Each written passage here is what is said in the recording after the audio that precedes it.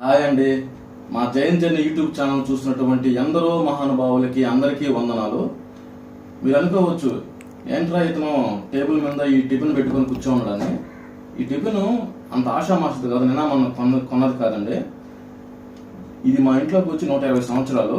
ఎందుకు చెప్తున్నానంటే, మా నాన్నమ్మ వాళ్ళు 1920 సంవత్సరం కాలంలో ఇది కొన్నారనమాట. అంటే మనకు స్వతంత్రం కూడా రాలేదు, అప్పుడు కొన్నదనమాట ఇది.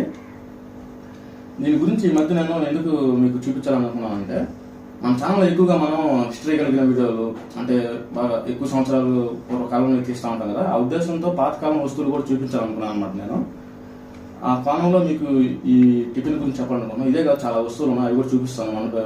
డే బై వన్ అట్లా చూపిస్తాను మీకు వన్ బై డే.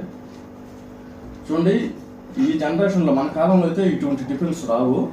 ఎందుకంటే ఇది సిల్వర్ టిఫిన్ అనమాట. అప్పటి కాలంలో ఉన్న వాళ్ళ దగ్గర మాత్రమే ఉంటాయి ఇవి.